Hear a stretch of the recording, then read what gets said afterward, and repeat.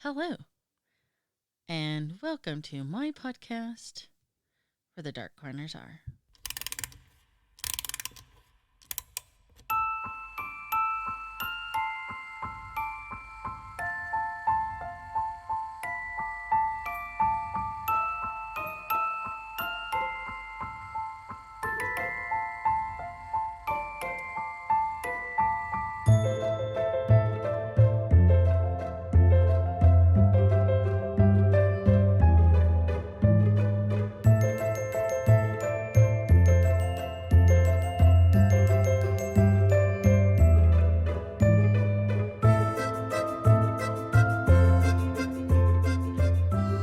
Hello.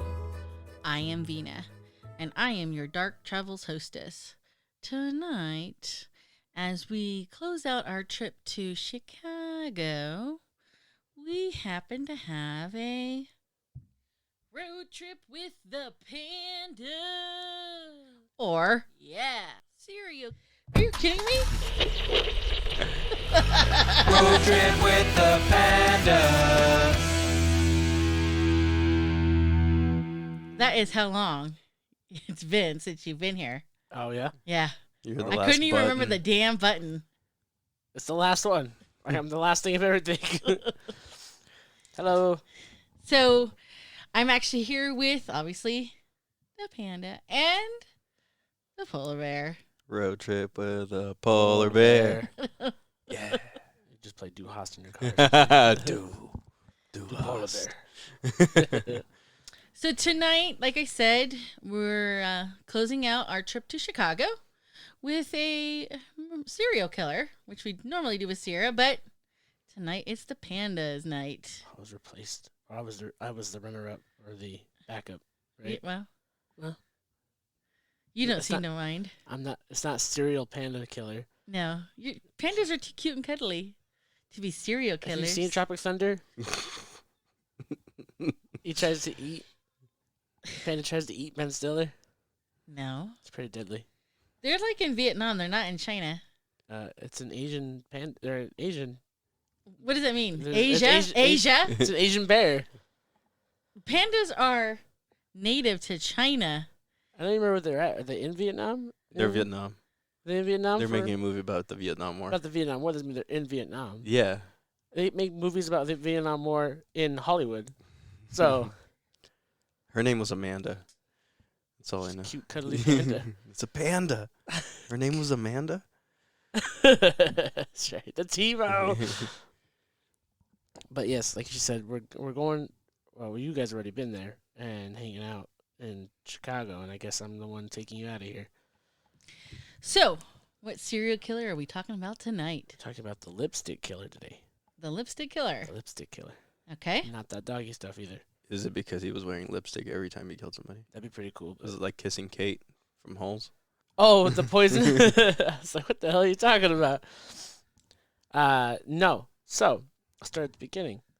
That's a good spot. Yeah, it's usually how stories begin, right? And so- Chronologically speaking. chronologically, and makes most sense in terms of describing why the man, who he is. Our killer, lipstick killer, most would know him by, is William Hyrens. He was born November 15th, 1928, in Evanston, Illinois, which is right outside Chicago. But he ended up moving to Chicago. So, and he would end up growing in the suburbs over there. Now, unfortunately, the time of the Great Depression, and it's not, easy living over there, and his parents' businesses didn't really work out, so they kind of have a poor life. But at an early age, he develops I guess it's like a kleptomaniacy? How do you say it? Yeah, where he likes to steal Yeah, stuff. he likes kleptomaniac kind of things. Is he stealing foods or just random stuff? Random stuff. Okay. So at a young age, at 13 years old, he actually gets caught with a handgun. And this is like 1928, so I'm assuming everyone's got a handgun out there somewhere doing something crazy. In 38, 28. 28. So this is... Well, it's past 28. Past that's when he was born. I was Yeah, going to 20 say, 20s the and above. crash happened in 28. Right. So point being, he's 13 years old. So then it's 41, and so he gets caught with a firearm, and the cops come to arrest him, quote unquote. He's still a minor or whatever, but so can't really do everything She was an adult, but they go back to the house and they're like, "Hey, your kid's got a gun on him," yada yada yada, and they go and search his room, and he's got, in today's value, over $60,000 worth of stolen goods. That's guns, jewelry, miscellaneous objects, just chilling. So this was the theft that trips him up, basically. Right, he was caught with the gun, which led to the discovery of him being being this little burglar. And he confesses to it all, but the thing was, he never sold it. He never sold any of the goods. So it's kind of Just wanted it. It's kind of a red flag right there. He just wanted to do it. To see if he can get away with it. Oh, well, he almost got away with it until he got a gun. Well, he probably would have gotten away with it if it wasn't for those meddling kids. But go ahead. So because of that, he was sent to St. Bede Academy, and right off the bat, it was like a school for Christians, kind of reform kind of thing. So it was like a high school Christian school, and right off the bat, he came off as a star student. So he was really well developed educationally, and he didn't even actually do his senior year there. He ended up leaving early and attending Chicago University at the age 16. So he sounds like he got on track, and he went to college. I mean, right, Chicago University at age 16. I mean, I don't know. So what was his IQ if he's hitting college at 18 or 16?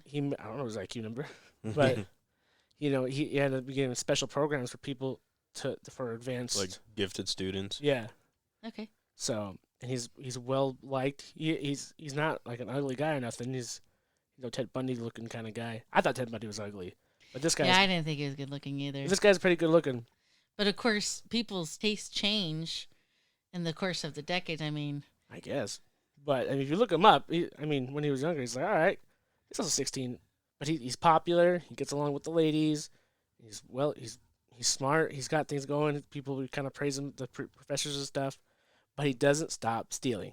you can't stop the klepto. Yeah. From what I understand, he didn't feel like he did anything wrong. He called it his hobby of stealing stuff. It wasn't like, oh, I'm stealing it because I need the money. That's just something I like doing. Probably just wanted to see if he can get away with it or how long he can get away with it. Right. I mean, it's just something. It's like a bad habit to him, I would assume. I chew nails. He steals stuff. He even ended up stealing war bonds. Well, that's a bad idea because I think those are traceable. Well, they weren't very traceable because they don't find it for quite a while. Okay. So he also gets a job too. He also works at a local railroad depot. I mean, he steals. He goes to work, goes to school. He's a busy guy. So well, I mean, if he's not dating, yeah, he's got his. But he's calendar. dating too. Okay. I don't know how he does it. He's fucking A lot psycho. of energy. All these psycho serial killers got a lot of time on their hand for some reason, or that they know how to. They're really good at time management. Apparently. Yeah, I don't kill people, and I'm terrible at it. Sometimes I nap twice in one day. And it feels great. However, in 1945, on June 4th, which is not today, but it was just past when we were recording this, was yesterday. the first killing. Today is June. Today's June 5th. Oh, yesterday. Yeah. So it was the first killing of the lipstick killer. First connected killing. Her name was Josephine Ross. She was 43 years old. The police arrived to her apartment. There was no forced entry, and they had deducted that he had entered the building earlier from some sort of backside entrance and had been waiting. So did he break into her apartment, or was he waiting for her to her apartment somehow?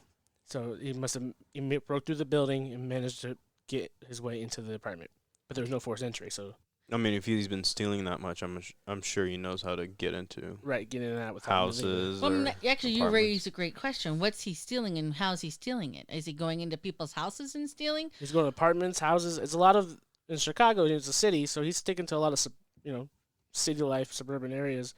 So he's learned how to pick locks. Is basically what I'm hearing. Right. He knows he's very nimble. He's very. I mean, you have to be in that kind of city, like because they lock a lot of things. A lot of things are broken, and so he's a cat basically, a big cat. Well, cat burglar. Cat burglar. Yeah. So either way, she was killed while she was sleeping. She was stabbed in the throat. Oh my God. But the weird part is they deducted that the killer took her to the bathroom and cleaned her.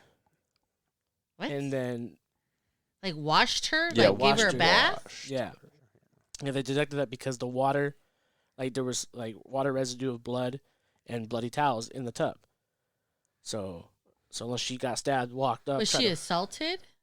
she was just stabbed, and then she was put back into the bed, and she was bandaged up, and had a skirt placed over her head and her stockings over the wounds. Yeah. So the Well, face you have right now is the again, face What that did the he cops sexually have. assault her? No.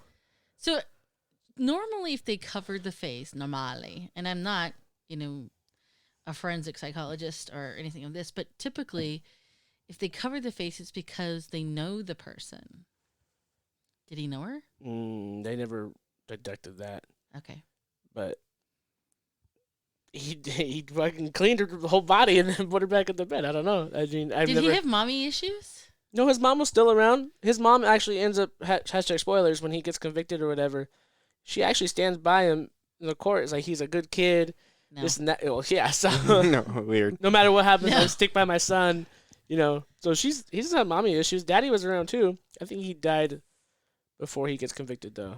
From Okay, what so I understand is that they were fighting a lot because of the hard times that they were going through, the Great Depression and the war going on and everything. I mean, even though they were still together, they were fighting all the time. They were fighting more than they weren't. So his hobby of stealing was more like a getaway from the house. So rather than spend time at home and listen to all the bullshit, he'd just go take some stuff. Yeah, Okay, everyone's well- got their outlet. right. Okay, so he stabs her, cleans her up, covers her up, and then what? And then he cleans her apartment and cleans all forensic evidence. But he left the towels and the Yeah, blood. but like there's no. I mean, so back then forensic evidence wasn't it what it is doesn't today. exist. It's it's the beginning. It's the birth of forensic evidence, essentially. I won't say the birth, but like the infant stage of it all. Yeah, see, like you just use your fingerprint to open the phone. Like okay. So they were like, okay, well, this guy knows that we're looking for these kind of things, fingerprints, things that we haven't really discovered yet in terms of forensic evidence. But now they're like, oh, he did that because to not leave any trace of him there. You know what I'm saying? One thing that I saw in here that she was gripping a bundle of hair, Yeah. dark brown hair, which didn't lead the police anywhere, except for they were looking for a dark-haired man or a dark-haired person. So the next victim would come later that year, in December 10th. 31-year-old Frances Brown. She was found in the bathtub and with a bread knife stuck in her throat. the bread knife. The bread knife. Like the So- butter knife? Was she killed in the bathtub, or she just found there? Like, She was found. She was like halfway in the bathtub with the bread knife in her neck. So those wounds were actually been covered up with pajamas. So I don't know what this guy's. so he's just reaching for anything then. Yeah, so he's just covering up his wrongdoings. Right. So Was her face also covered? no, it was just the wounds. Okay. But the apartment was also cleaned, but this time he leaves a message in lipstick on the wall. What did it say? It said, "For heaven's sake, catch me before I kill more. I cannot control myself." So now at this point, mental health is also a rising topic in that time too. Right. So maybe they're kind of thinking, oh, maybe this guy's got like a split personality kind of thing going on. I mean, they're kind of reaching out now. Right. Like, One personality's trying to stop the other. right. So they're kind of thinking, maybe it's like a Dr. Jekyll, Mr. Hyde kind of thing. Well, But- it actually kind of sounds like that. I mean, there's stealing and then there's killing. Those are two separate things. Right. So, and that's why. Well, at this point, they don't know it's him yet, so they just see a killer, and but he's burglar. But it's also like drug use. Once you do heroin for the first time, you'll never reach that sense of dopamine that's released the first time. So you keep doing it over and over to reach that. You're chasing that first yeah, high. you're chasing that dragon. that you can never catch. Right. So you turn to something else that's stronger and heavier. That's just my assumption, you know. So he used stealing, and when it wasn't reaching that relief for him or that sense of ecstasy, he turns to killing to catch that dragon. Right. That's just my estimated guess to that point. But I mean, it does make sense. I guess you wouldn't know if anything was missing from the dead people's house because nobody else inventories. Right. So no one maybe- else, and no one else keeping track of what's in the Stealing, house, and all these women were by themselves. So sorry, but he did mess up, and they actually found a bloody fingerprint on like a lock, like a deadbolt, like on the door. So that was left behind. It was the one thing that was left behind. It's the only clue they have now. But they can't run it through like a database or anything. So they have this fingerprint and no fingers to compare it to. Well, the whole city of Chicago to compare it to. Right. But I mean, I'm not walking around Chicago asking for fingerprints. Right. Let me see your hand. Who's your hand?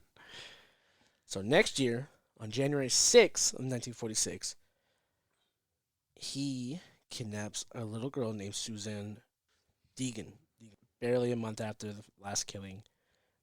And it was determined that he snuck into her room, which was like an apartment like on the second floor, with a ladder, opened the window, and snatched her. And left a ransom note stating, "Get 20,000 ready and wait for word.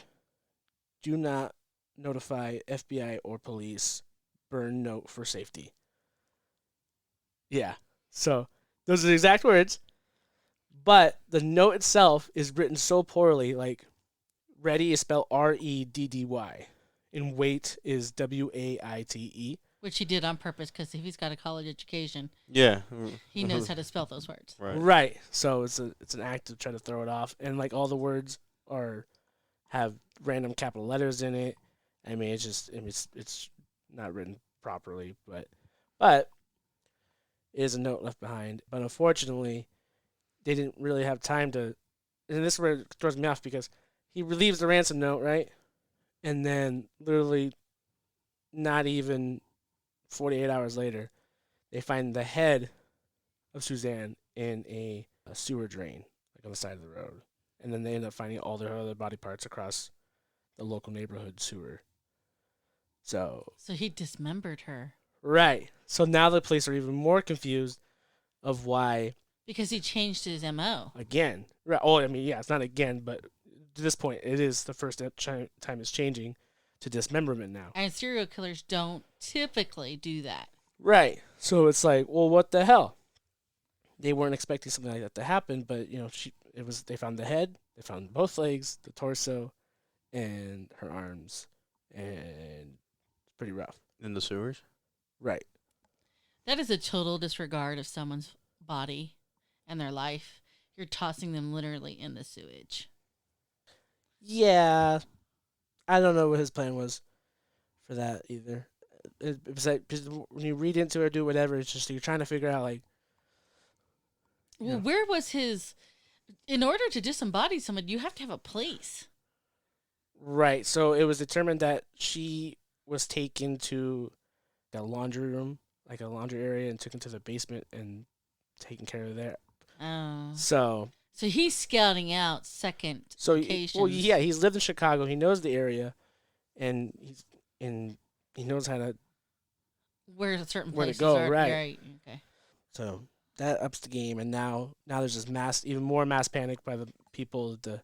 Hey, you got to catch this motherfucker. So now this man. So Chicago knows there's a problem on their hands. Chicago knows that now this is fucking an uproar, and then all these other crimes start happening that don't really match it, but they're somehow like they keep happening in the same area. So they're bringing down the area to this certain zone. So like the random crimes were like a 19-year-old woman, she was being assaulted, or like she saw the man coming through the window and she ended up getting shot in the arm because she was trying to defend him off. So she survives, but she gets shot, and it's the same concept. He's trying to come through the window. And this another cat burglar's trying to come through, and she gets shot. The next one would have been Yeah, but he didn't use a gun. right. So now he's got a gun. But so they think it's him. Right, they think it's him. Right, they assume every break-in is now the same guy. Right, they're assuming everything is him now. Okay. And so the next one was a woman named Evelyn Peterson. She actually survives the attack.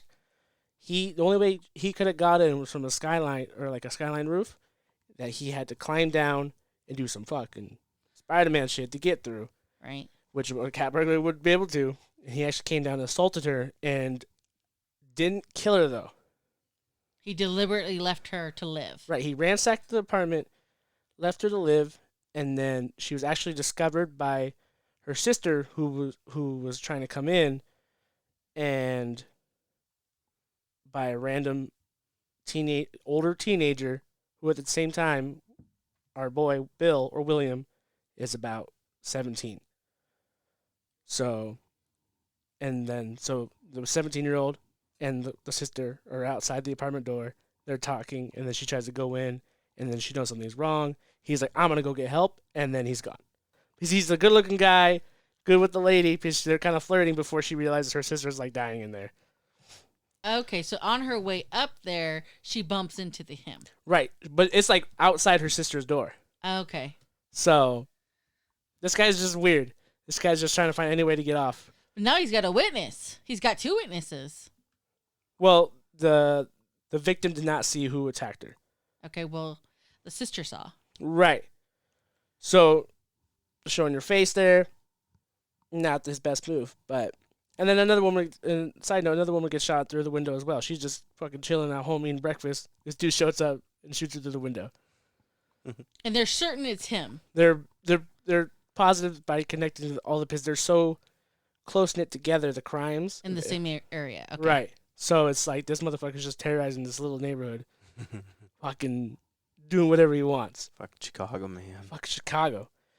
But so at this point, the manhunt's on. Everyone's in an uproar. Like, you need to find who did this.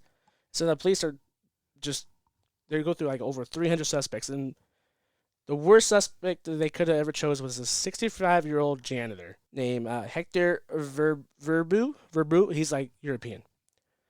Well, that puts a target on his back. Right. So they bring him in for questioning, quote unquote, and they beat the shit out of him. They torture him. They tell him, "Why did you do it?" He's like, "What the hell are you talking about? I don't know what's happening." And They expect this 65-year-old man to climb through a skylight, some motherfucking Mission Impossible stuff. climb through ladders to steal a girl. And yeah, I wouldn't be telling you this if this didn't happen, but this is what the police were resorting to. They're resorting to 65-year-old men. Okay. And then the community's now pissed that they picked this guy up because apparently he's a janitor, so he's around and he sees a bunch of people, and the people like him. So he's a beloved individual in the community. Right. And he doesn't even speak English very well, so he can't even make the ransom note or write the words in the lipstick or anything like that. And then the wife even it would make sense since the note was misspelled. Right. But like the everything lipstick else, really. on the wall was spelled correctly. So, but then they even started pressuring the wife, be like, "You need to turn this monster in," and just started going at her. She's like, "What the hell are you guys talking about?" And so they end up getting away, getting out of it, and they ended up turning around and suing Chicago police. Which they should have done. And They're torturing him. yeah, it was fucked up. And they got like thousands of dollars in return, which was good. So good little victory to the story. Silver lining. Silver lining. He's 65 in the 1940s. I mean, what kind of quality of life you got after that? I mean, I didn't even say the police brutality back then was probably pretty rough. Yeah. Yeah. There ain't no fucking rules. There ain't no cameras. There ain't No nothing, body cams. no one there to help you. So, All right. but yeah, so they're getting desperate. So till one day in June 26, 1946, a local caretaker was doing his rounds in his apartment building. Especially now that the crime is getting a little wonky, he's going around and he actually finds an older teenager who then he goes to approach and then pulls a gun on him, the teenager. On the caretaker. Right. So now he's like, "Oh shit!" And the teenager actually doesn't shoot him; he just books it. And when he books it, just happens to be local police by, and they end up trying to take him down. But in their reports, when they try to take him down, he is like he's ridiculously strong. That's the word I can use. So he basically has the strength of. He's basically got the strength of like 10 men. 10 men. And he's flexible, and he's getting out of them. The two cops are like, "What the fuck is wrong with this guy?" And so they resort to grabbing these clay pots, flower pots, and breaking on his head. So they break one against his head, nothing. Break two against his. They just happens to be this Italian woman's So it's almost pops. kind of like a Three Stooges scenario where they're trying to take down the bad guy, and they're grabbing all these extra props. And Right. nothing's working. Right, and then now they're, this guy's got a gun, and then he tries to shoot them with the gun, but the gun doesn't even work. So they're like, oh, thank God we didn't get shot because this guy's kicking our ass. And all we got are these flower pots, and the third one actually ends up working, and he goes down. And they finally get him. But they take him back to jail. And they're like, what the hell's wrong with you? Whatever else. But he's charismatic still, and he's still kind of, like, this guy's kind of whatever. But they're still kind of in shock of, like, what this guy did to the cops. And then so they go to the college and they start questioning, like, hey, do you know who this person is? They're like, oh yeah, that's so and so, that's Bill, he's a good guy, this and that. And they're like, well, he was arrested for pulling a gun on an innocent bystander and this and that. They're like, him? Bill? No, Not Bill. And even when he was in the precinct, he wasn't doing anything, he was just chilling. He wasn't his monster self. Right. So it was like, they're like, maybe we got the wrong guy or something, anything. But he still pulled the gun on the cops and fired or attempted to. Yeah, but he's just that good, I guess. I don't fucking know. The cops were crazy back in the day. Fucking people are great. I don't get it. But it's until they go to his dorm room and they find all the war bonds, all the stuff he's been stealing for the past year. And it's valued over like $1 million. But he doesn't sell it. He has all this money and stuff. He could have been gone, and I still don't get it. And so I think he thought he was untouchable. He wasn't going to get caught. Something. He's just that fucking masculine or whatever. He's also just fucking crazy. But I mean, he didn't get caught because of the investigation. He got caught by pure accident. And sometimes that's how it works. Yeah. Right, so he got caught because he was going to do something else, and then it just happened to be a series the look of the drawing. Events, yeah, the cops just happened to be there, and this and that. So they're like, oh, shit, this guy's, at least a burglar. And they're like, well, how did he get through all these apartments and never get caught? And no one's, it's like, oh, that kind of fits the MO we're looking for. And they compare the fingerprint to the bloody fingerprint they found. And it's not an exact match. So I guess there's like a point system, and it didn't meet the certain points. But it's like, they're like, it's pretty close. And then they end up finding a fingerprint on the ransom note. And that was also pretty close. Close enough. Yeah, so and so they start, doing their own investigating on him and trying to help him remember. So, but he was not given a lawyer.